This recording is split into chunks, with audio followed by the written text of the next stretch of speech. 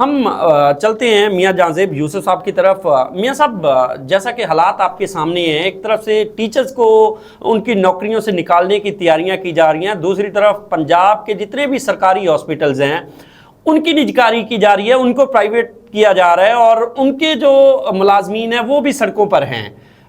Teachers جو ہیں ان کو بھی اپنی نوکریوں کے لالے پڑے ہوئے ہیں۔ حالات کس طرف جا رہے ہیں؟ آنے والے دنوں میں آپ کیا دیکھتے ہیں؟ آنے والے دنوں میں یہ کہ جو حالات تھے، میں یہ سمجھتا ہوں کہ آپ نے بھی دیکھا کہ ہم جو ہیں، میں نے آپ کو پہلے اسکولوں کی بلڈنگ کی رینوویشن کے حوالہ سے بات کی، اور ان کے ہم لوگوں نے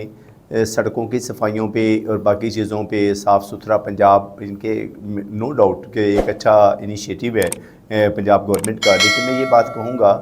کہ بھی یہ جو نجی کاری یا آؤٹ سورس کرنا، اور میں یہ کہ باہر کے جتنے ممالک ہیں اس میں یہ صحت جو ہے وہ سب سے ویری امپورٹنٹ ہے۔ وہاں پر میں نے پوچھا کہ بھی کرتے کیا ہیں کہ وہاں پہ جا کر جانا صاحب بندہ بیمار ہوا ہے تو وہ بندے کو جا کے ہاسپیٹل میں دیتے ہیں، اور وہ لوگ جو ہیں جا کر ان کے جن کے مریض کو ڈاکٹر خود چیک اپ کرتے ہیں، خود اس کی کھانا پینے کا خیال، ہر چیز کا خیال رکھتے ہیں۔ تو ہمارے تو پہلے ہی اتنی بیڈ سچویشن ہے کہ میں آپ کو بتاؤں کہ ان کے ہمارا اتنا آؤٹ آف ان کے رش ہے ان کے ایمرجنسی کے اندر۔ چند دن پہلے مجھے ایمرجنسی میں جانا ہوا تو ہمارے ایمرجنسی کے اندر اتنے پیشنٹ تھے کہ آپ جن ڈاکٹرز کو فارغ کرنا جا رہے ہیں پہلے، وہ تو پہلے ہی کم ہیں، یعنی کہ آپ ان کو بھی ختم کر رہے ہیں یا ان کو بھی آپ چاہ رہے ہیں کہ آؤٹ آف سورس کر دیا جائے۔ جانا صاحب ایک بیڈ کے اوپر 4 مریض میں نے دیکھے، میں نے اپنی آنکھوں سے دیکھے۔ اگر کوئی کہے تو میں اس بات کو ثابت کر سکتا ہوں، کیونکہ میرے دوست کے بھائی کو پرابلم ہوا وہاں پر، میں نہیں تھا، میرے ساتھ میرے دوست جن کے نا اکرام اللہ تارڑ تھے، مار لیاقت سمپال صاحب تھے، مار شیر بہادر لک صاحب تھے، جن کے ہمارے سینئر ایڈوکیٹس ہیں، ہم سب لوگ گئے وہاں پر ایمرجنسی کے اندر۔ لیکن وہاں پر بری صورتحال تھی، بری صورتحال بھی۔ گورنمنٹ کو تو اس پر توجہ دینی چاہیے، گورنمنٹ کو چاہیے تھا کہ اور ڈاکٹرز کو بھرتی کرے، اور اس کی 3 کم از کم شفٹیں لگیں، صبح دوپہر شام، رات کی ان کی شفٹ ہو، 3 شفٹوں میں اس کو ڈیوائیڈ کیا جائے، اور وہاں پر تمام سہولتیں دیے جائیں۔ اور جن لوگوں نے دھرنا دیا ہوا ہے، خاص طور پہ میں حکومت پنجاب سے یہ ریکویسٹ کرنا چاہتا ہوں، اور خاص طور پر وزیر اعلیٰ اور وزیر اعظم پاکستان سے، اور میں یہ سمجھتا ہوں کہ میں آج آپ کے پروگرام کی وساطت سے سب سے اہم امپورٹنٹ شخصیت جو ہے چیف آف آرمی اسٹاف سے کہنا چاہتا ہوں کہ وہ کم از کم مداخلت کریں، اور مداخلت اس طریقے سے کریں کہ ان لوگوں کو بتائیں کہ یہ جو ایجوکیشن ڈپارٹمنٹ ہے اور ہیلتھ ڈپارٹمنٹ ہے، اس کو قطعی طور پر آؤٹ سورس نہ کیا جائے، اور اس کے اندر مزید بھرتیاں کی جائیں، اور ان لوگوں کے سہولتیں جو ہماری سہولتوں سے قاصر ہیں، جہاں پر سہولتیں ہماری پوری طریقے سے موجود نہیں ہیں، وہاں پر تمام سہولتیں دی جائیں، اور ڈاکٹر جہاں پر کمی ہے ان کو پیرامیڈیکل سٹاف جو ہے، خاص طور پر نرس اور جو ہمارے ڈسپینسر لوگ ہیں، یا جتنے بھی جو ہمارے لوگ ہیں، ان سب کو کم از کم ہمیں یعنی کہ وہاں پر ان کی بھرتیاں اور زیادہ کرنی چاہیے۔ اور گاؤں کے اندر یعنی کہ لیڈی ہیلتھ ورکر ہے، جیسے آپ نے کہا کہ 13 یونین کونسل کے اندر پولیو کے قطرے نہیں پلائے گئے، میں یہ سمجھتا ہوں باہر کے ممالک میں احتجاج ضرور ہوتا ہے لیکن وہ ورکنگ نہیں چھوڑتے۔ پولیو کے قطرے پلانے چاہیے تھے،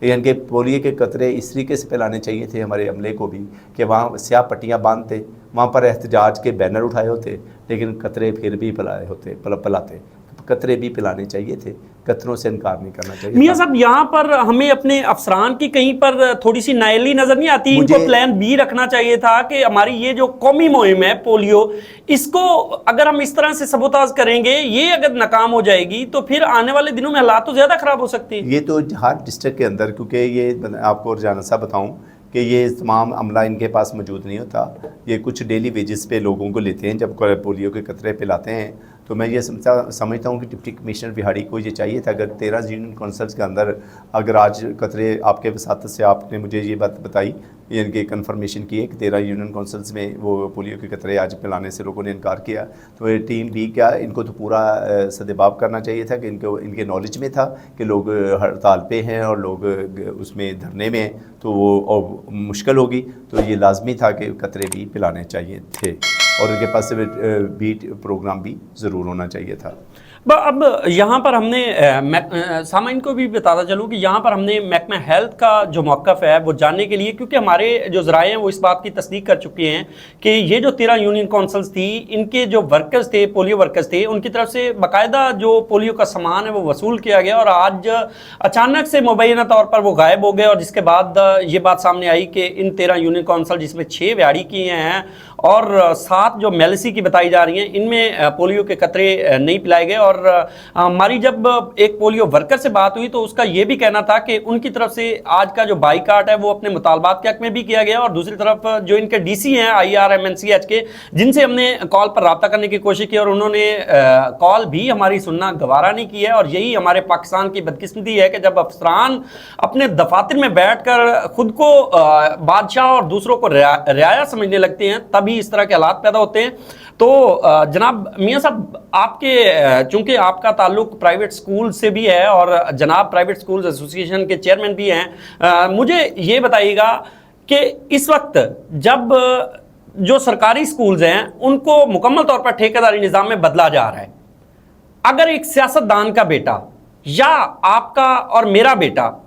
کیا ہم اس کو اس سکول میں بھیجیں گے یا پھر کسی اور نجی سکول میں بھیجنا پسند کریں گے؟ اچھا رجانہ صاحب، بات قسمتی یہی ہے، میں پہلے آپ کو کہہ رہا تھا کہ میں آپ سے نا ایک بات ڈسکس کروں گا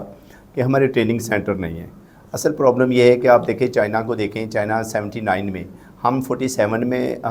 ہمیں آزادی ملی، اور ان کو 79 میں، ان کے 2 سال ہمارے سے بعد میں ملی۔ وہ دنیا کا سپر پاور بن چکا ہے۔ وہ کیوں بنا؟ کہ انہوں نے اپنے ٹیکنیکل تربیتی ادارے پروگرام کیے، ہیلتھ کیئر کے پروگرامز کو آغاز کیا، لیکن ہم لوگ ان سے قاصر ہیں۔ آپ یہ دیکھیں کہ ہمارے پاس جو ٹیکنیکل لوگ ہیں وہ فارغ پھر رہے ہیں، اور جو ان کے ہمیں کیا کرنا چاہیے تھا کہ میٹرک کے بعد بچوں کو ان کے سول انجینئر بنانا چاہیے تھا، الیکٹریکل انجینئرنگ بنانا چاہیے تھا، میکینیکل انجینئرنگ بنانا چاہیے تھا، اور ان کے آرکیٹیکٹ بنانا چاہیے تھا، ہمیں ہیلتھ کیئر کے پروگرام میں ڈسپینسر بنانا چاہیے تھا، ہمیں نرس بنانی چاہیے تھی۔ یعنی کہ ہم نے جو ٹیکنیکل پروگرام جتنے تھے ان کو ہم نے چھوڑ دیا، جس کی وجہ سے آج آپ جیسے آپ کہہ رہے ہو کہ نا ہمیں حکومت کو کیا کرنا چاہیے۔ حکومت جو ہے ان کی پریفرنس نہیں ہے حکومتیں، کیونکہ پریفرنس کیا ہے کہ اگر پچھلی حکومت کوئی اچھا کام کرتی ہے تو آنے والی حکومت اس کو فلاپ کر دیتی ہے۔ ان کے جتنے ممالک نے ترقی کی ہے ان میں یہ ہے کہ ان کے اپنا کوئی مشن نہیں ہوتا، ویژن نہیں ہوتا،